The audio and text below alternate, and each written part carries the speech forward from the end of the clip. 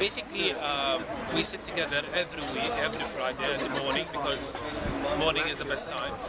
What we do is basically we go through things that happened in the previous week, and also we touch base on these matters, and we look at the action plan. What really happened? Where do we stand at the moment? What have you done in the past? And sometimes we discuss, pending issues, and sometimes, urgent matters. So we haven't really been consistent in terms of touching base on the action plan, but my mentee is finding it very, very rewarding for him, because he's being offered ways of how to think outside the box, and how to think about things in terms of what needs to be done, when needs to be done, and why do we do it, basically, and most importantly, what is the overall value of doing this, basically. So there has been some cases when my mentee, for instance, wanted to hire a few developers. So I challenged my mentee by asking, why do you want to hire developers?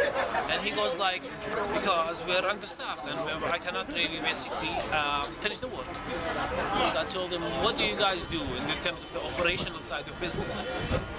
And after a couple of questions, he realized that he's not utilizing his resources efficiently. So he revised the whole plan, and now he's thinking about improving efficiency at the workplace.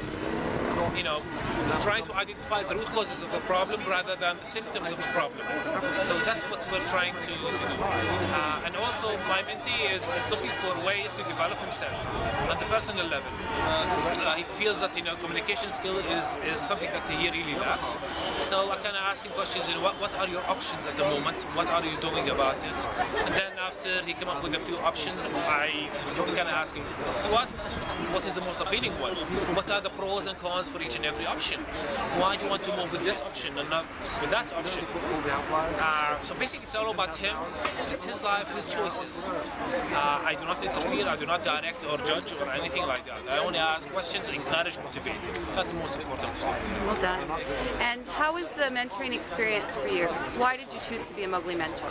Basically, in the past I have been taking a lot from people, and I've realized that I haven't been contributing as much.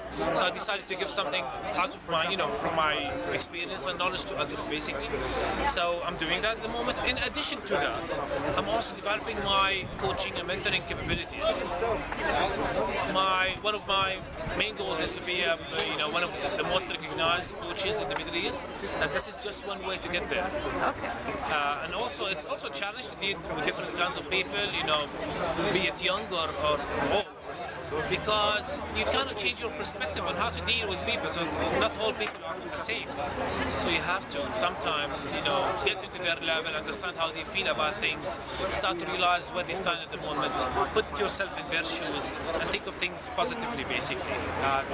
Mentees, entrepreneurs in this region, they face a lot of obstacles and challenges, and sometimes they need the much needed support. And this is what I can provide together.